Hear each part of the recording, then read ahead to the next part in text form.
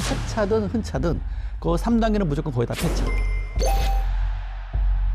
침수된 차를 제대로 수리하면 원형 복원이 가능하다. 이런 주장들이 많거든요. 정비업이나 매매하시는 분들이 수리를 해서 판매할 경우가 있죠. 거기서 싸게 사다가 조립해버리면 그건 죽배 없잖아. 뭐 아무리 속이더라도 속일 수 없는 부분이 있어. 우리가 한 번 당하지 두 번은 당할 수 없다. 혹시 눈물 젖은 빵 잡사 보셨어요? 신입 기자 시절엔 참 많이 먹어봤죠. 누가 이렇게 먹였어요? 그러면 빗물 젖은 차는 혹시 타보셨나요? 침수차는 사실 타기가 꺼려지죠. 그렇죠. 오늘의 주제가 바로 물에 젖다 못해 물에 불어버린 침수차입니다. 네, 오늘 두 분의 모빌런들 함께 하실 건데요. 먼저 박병일 자동차 명장님, 네, 안녕하세요. 명장 박변입니다. 그리고 하성룡 중부대학교 자동차 시스템공학과 교수와 함께합니다. 네, 반갑습니다. 자, 일단 올해 이 직전 폭우로 인해서 침수차가 도대체 얼마나 발생한 건지 뭐 통계가 잡히는 게 있나요? 지난달 초였죠. 중부지방에 기록적인 폭우가 쏟아지면서 차량 침수가 어마어마했었습니다. 그 강남 도로 한복판에 버려진 차들 사진 다들 이제 기억하시죠? 그럼요. 네네. 그래서 일단 손해보험사에 접수된 침수 차량을 좀 살펴보니까요. 11,685대를 기록했습니다.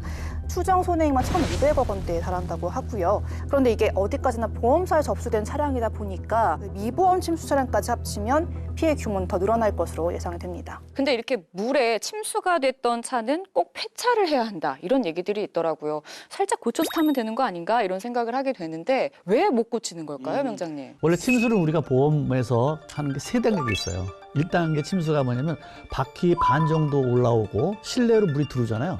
바닥 매트에 깔리는 걸 1단계 침수라고 해요.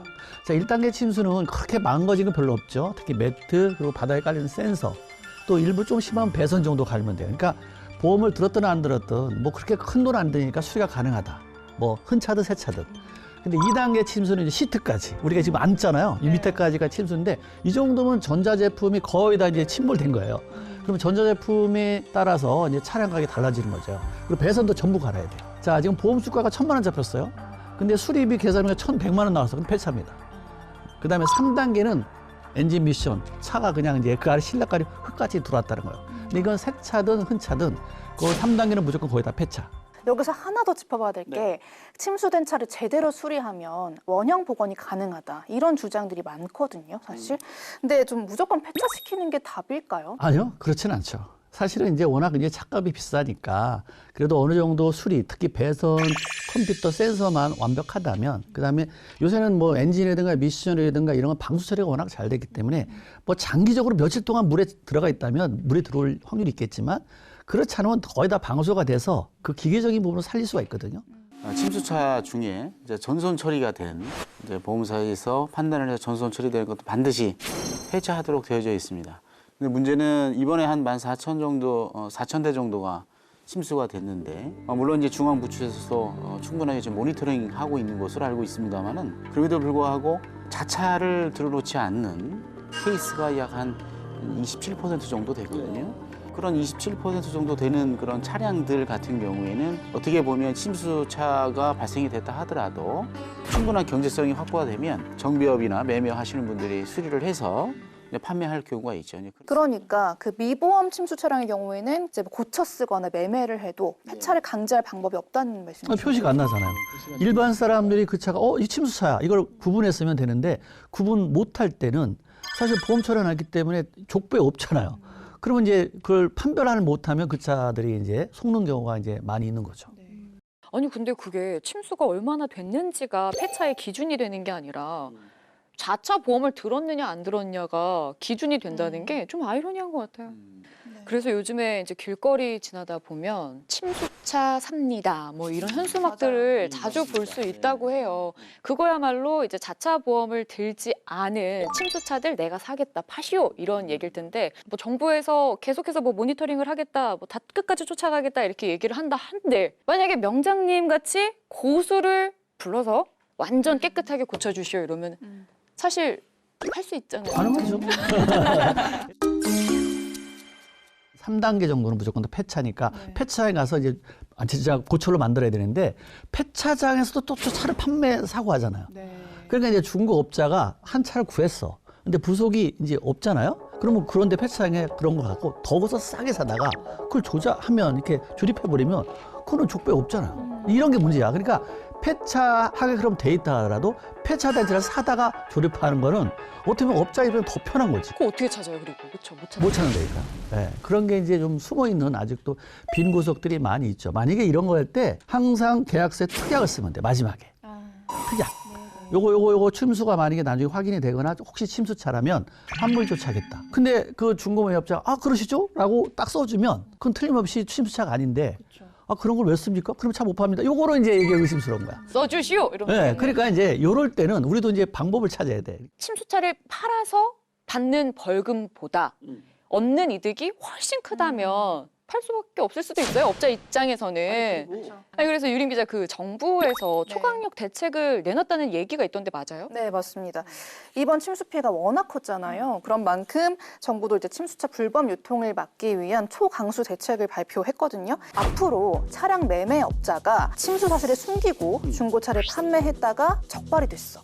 그러면 사업 취소. 그리고 판매했던 딜러도 처벌을 받습니다. 관련 직무에서 일할 수 없도록 이제 그렇게 법이 개정될 방침이고요. 그리고 또 침수로 인해서 전손 처리된 차량을 이제 폐차하지 않았을 때 과태료가 300만 원에서 2천만 원으로 대폭 올랐습니다.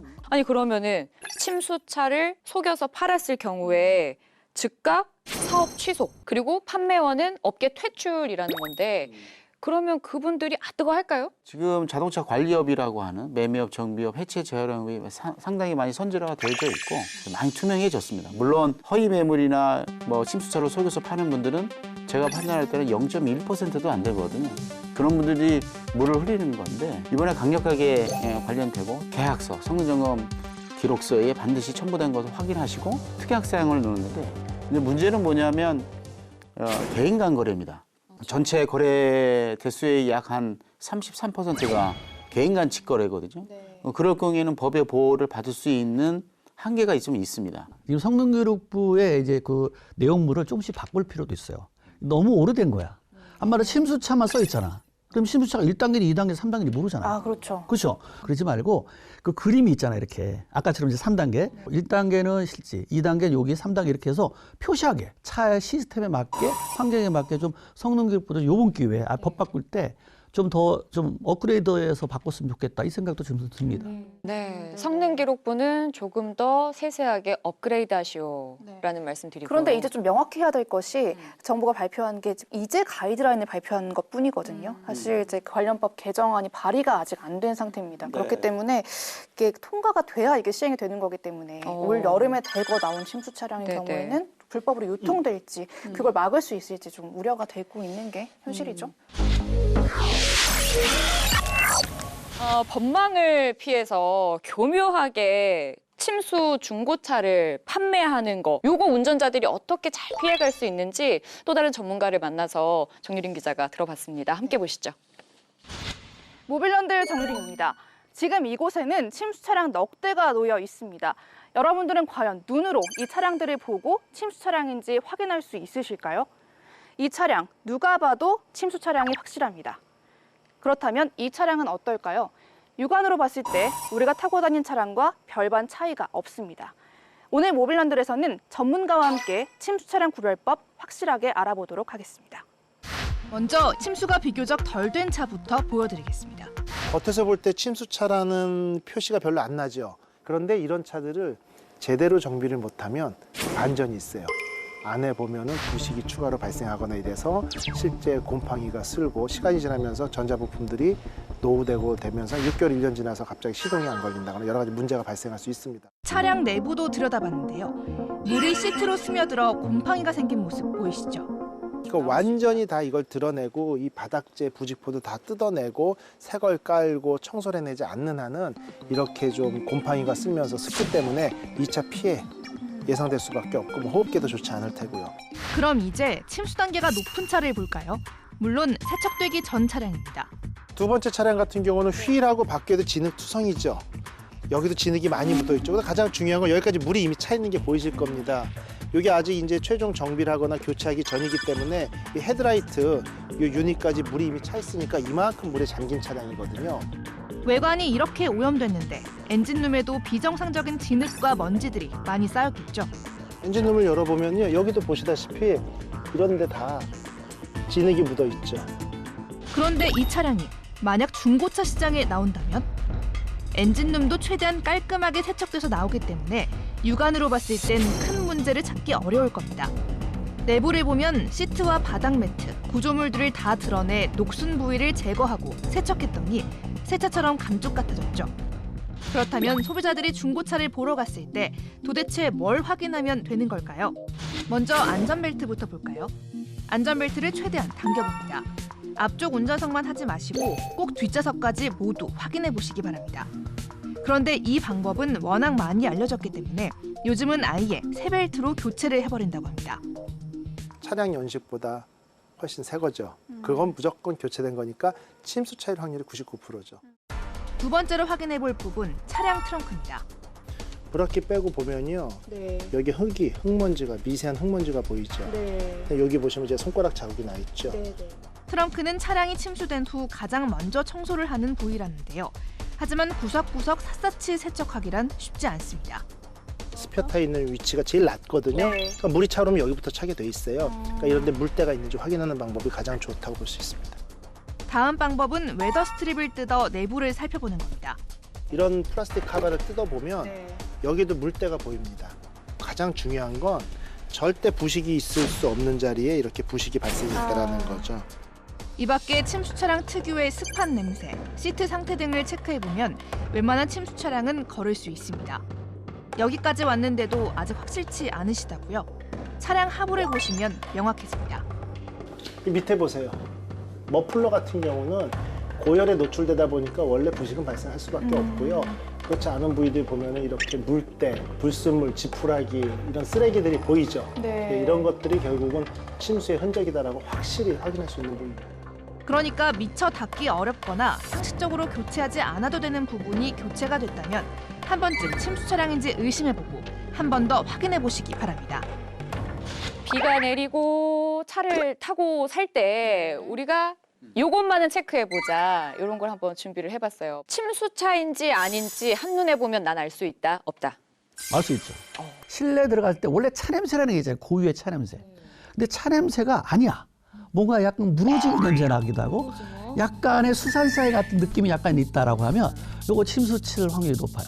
그다음에 또 의심스러운 시트 밑에라든가 이럴 때 냄새를 코를 박고 이렇게 그런 냄새가 나면 이제 그것도 의심할 수 있죠. 어떤 차를 보니까 아니 중고차의 향수를 말이야 아주 강한 향수를 2개, 3개 다루는 사람이 있어요. 앞에도 달고 가운데도 달고. 이거는 코를 속이는 자기라는 얘기 아니에요. 냄새가 나니까 그 향수를 많이 단 차 의심해볼 필요도 있다. 이렇게 볼 수 근데 있습니다. 제가 실제로 침수 차량 보고 왔잖아요. 그냥 들어가면 바로 알 수 있어요. 냄새가? 네. 내가 여기 부둣가에 왔나? 네, 이런 생각이 들어요. 이렇게나 침수차를 확인할 수 있는 방법들이 많습니다. 여러분 꼼꼼하게 확인을 꼭 하셨으면 좋겠고요. 마지막 질문은 침수차에 소가 샀다면 환불 받을 수 있다? 없다? 고지의 의무를 다하지 않을 경우에는 충분하게 환불받을 수도 있고요. 그 해당되는 매매업에 계신 분들은 관련해서 페널티를 할 수 있습니다. 문제는 개인간 직거래 같은 경우에 그래서 계약서를 특약사항이라도 꼼꼼하게 확인할 필요가 있다. 네. 예. 침수차 우리가 탈 때, 살 때 꼭 알아둬야 될 것들을 저희가 살펴봤는데요. 이전에 사실 침수차가 되지 않도록 예방할 수 있다면 그보다 좋은 게 없겠죠. 근데 이렇게 운전을 하고 있어요. 근데 비가 막 와요. 근데 물이 팍 나를 향해 오고 있거나 확 차오르고 있다면 피할 수 있는 방법이 있을까요? 일단 사실 뭐 평상시에 자기가 가던 길이라면 어차피 약간 침수 지역은 잘 알아요. 뭐 지하도 내려가면 거기 항상 침수가 되더라. 피하는 게 좋겠지만 특히 전기차, 하이브리드차는 피하는 게 좋죠. 내연기관은 그래도 타이어 반 정도는 괜찮으니까 갈 수는 있겠지만 그렇지만 어쨌든 상황에서 딱 봤을 때 물이 올라오면 됐으면 안 가는 게 제일 좋죠. 사실. 근데 그냥 막 밀고 들어오면 어떡하죠, 물이? 사실은 전기차나 하이브리드차는 그냥 차 놓고 도망가는 게 제일 편한 것 같아요. 내가 보면. 아, 차를 놓고 도망가. 그러니까 빨리 피하고 군한 조치를 하는 게 제일 낫다 이렇게 봐요. 차는 침수가 되면 폐차하면 되고 하지만 사람의 생명은 가장 귀중하지 않습니까? 그래서 현장에서는 몹시 당황스럽거든요. 그럼 침수가 되면 빨리 차를 포기하고 피신하는 것이 가장 좋은 방법입니다.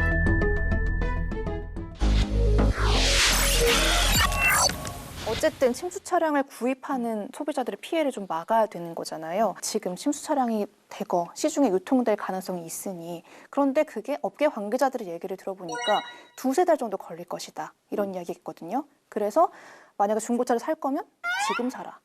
이런 조언들을 하시더라고요. 올해 연말에 풀지 내년에 풀지 몰라요. 그러니까 항상 최초 등록지가 어디야? 이거. 요번에는 이제 요번에 침수가 많이 됐으니까 서울.